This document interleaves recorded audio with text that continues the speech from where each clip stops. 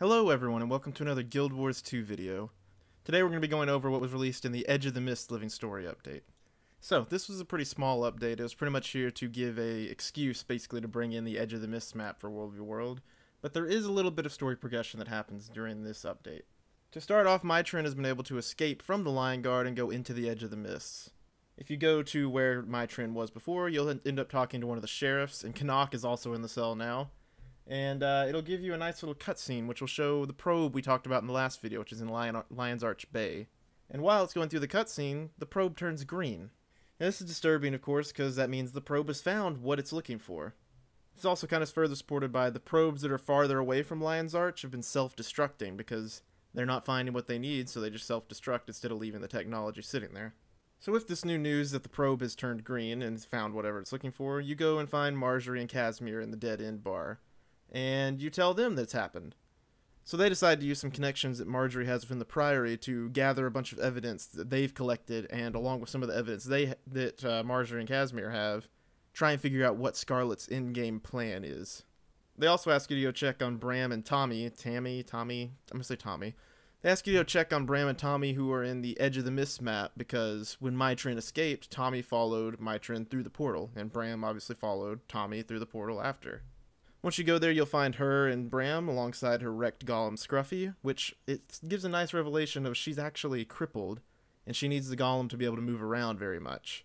But anyways, from talking to her, one of the important things that she does say is her main theory on what the probes are looking for are that they are looking for ley lines. They're trying to find something with the ley lines, which is an old theory, of course, once again.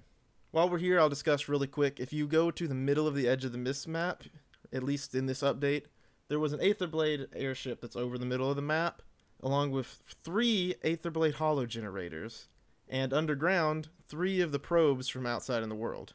Mytrin also has a hologram that keeps reappearing there that will continuously tell the Aetherblades to go whip the locals into shape and come on, we gotta set this base up for Scarlet, da-da-da-da-da-da-da.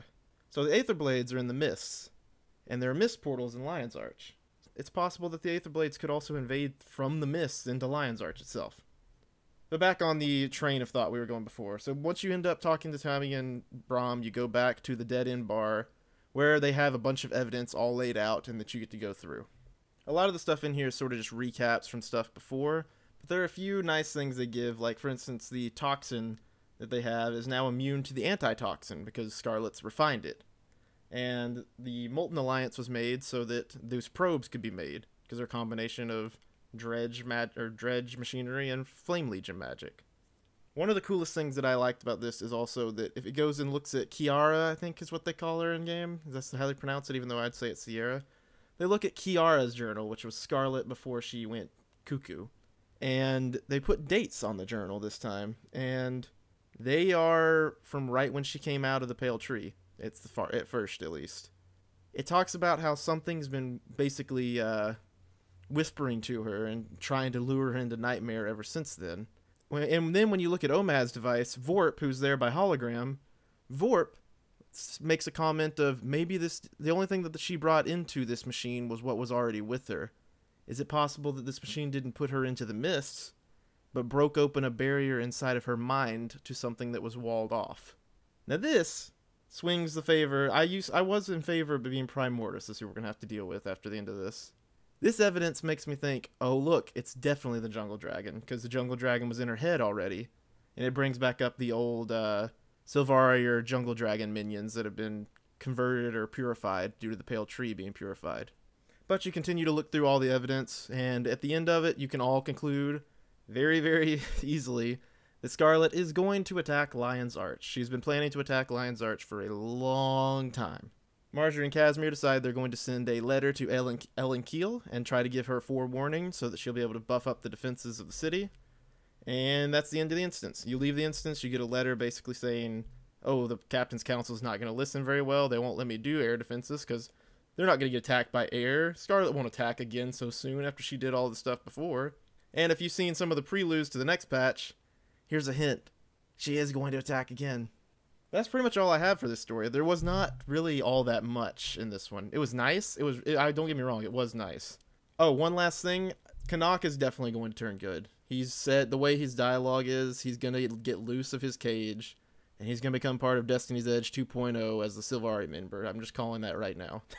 Now, for why the probe in Lion's Arch is the one that got hit as the right one, I'm not really sure, except for it's sort of in the middle. Maybe it's a convergence of all the dragon energy ley lines. I'm not really sure why that is true. I'm sure that'll come up through the next stories, but I still think this jungle dragon is probably what's driving her now. That's what I believe now.